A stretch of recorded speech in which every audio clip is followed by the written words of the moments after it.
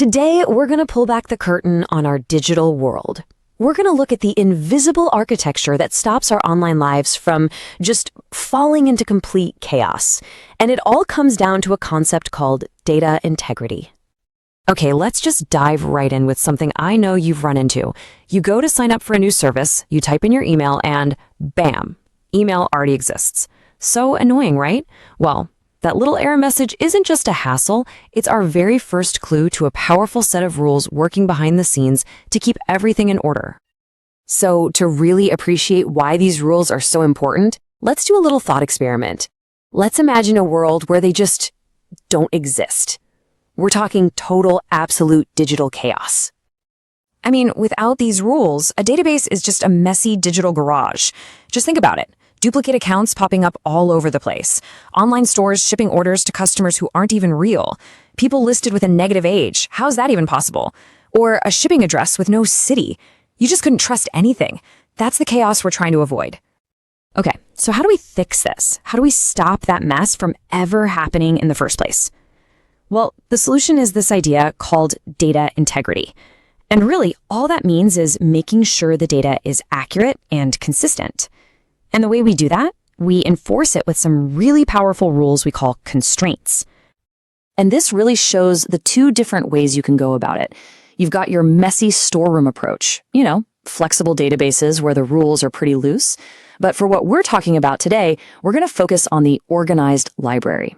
Think highly structured, where every single piece of info has a very specific place, and there are super strict rules making sure it's always where it's supposed to be. All right, so let's meet the heroes of our story. These are the specific constraints, the actual rules of the library. You can think of them as the guardians of data quality. First one up, the unique constraint. And its job is, well, it's pretty simple but totally critical. It just stops duplicates. That's it. If a column has this rule, every single thing in it has to be one of a kind. This is a great way to think about it. Imagine a wall of lockers at a gym or a school. Every single locker has to have its own number, right? So you can find your stuff. You can't have two lockers with the number 101. That would be a mess. The unique constraint is basically just that rule, but for data. So remember that email address thing from the beginning? This is it. This is the rule that stops you. The first time you sign up, no problem. But the second you try it again, the database looks at that unique rule, sees the duplicate, and says, nope, not going to happen. Okay, let's move on to the next rule, which kind of builds on the last one. It's called the primary key. You can think of it like a unique constraint, but on steroids. It has two big conditions. Everything in it has to be unique, and this is important, it can never, ever be empty. Your student ID number is the perfect example. It's just for you, right? It makes you totally unique in that whole system. And you can't really be a student without one. They're not going to just leave that spot blank. That's a primary key. So what this does is it makes sure that every single customer or product or order, every single thing in a system has one and only one, completely foolproof ID. It's the ultimate way to tell one thing from another. No mix-ups possible. Okay, now this next one is where things start to get really cool because this is how we connect everything together. It's called a foreign key. And it's a special rule that creates a solid, reliable link between two different tables of data. Think of it as the bridge between your orders and your customer account. So it's basically a rule that says, hey, if you're going to create an order in the orders table, it has to point to a real customer that actually exists in the customers table. This is what stops us from getting what's called orphaned data. Like an order just floating around in the system with no customer attached. Useless, right? This is literally what prevents an order from being created for a customer who doesn't exist. If the customer number on the order doesn't match a real customer number in the other table, the database just says no. And this whole process is what we call referential integrity.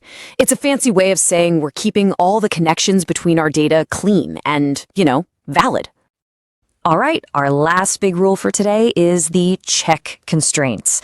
This one's like a bouncer at the door of the database. It's a powerful gatekeeper that checks the data itself to make sure it actually makes sense before it's allowed in.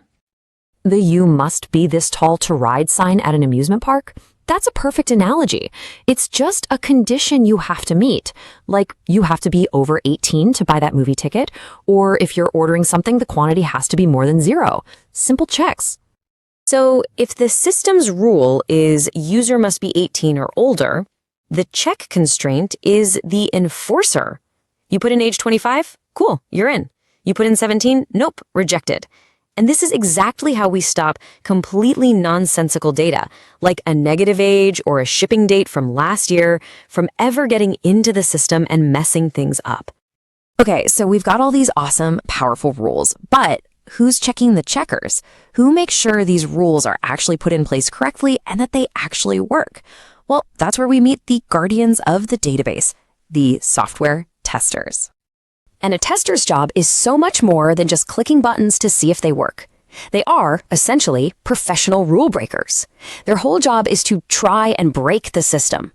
They have a process, right? They understand the rule, then they design a test specifically to break it. They try to sneak in bad data, and then they check to see if the database did its job and threw it out. They're basically testing the walls to make sure they're strong enough. All right, I know this has been a bit technical, but what's the bottom line? Why should you care about any of this in your actual day-to-day life?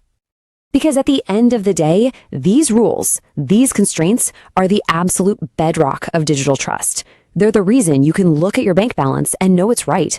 They're what makes sure that when you order something online, it's actually linked to you and goes to your address. They guarantee that your username is yours and only yours. It's these rules that prevent the kind of corruption that can bring entire systems crashing down. So here's a thought to leave you with. Imagine if all these rules, and the testers who guard them, just disappeared tomorrow. What do you think would be the first thing to break? Because without them, all of the orderly, reliable, digital stuff we use for everything, from banking to just buying a pizza, it would all fall apart, right back into that digital chaos. These unseen rules, they really do hold our digital world together.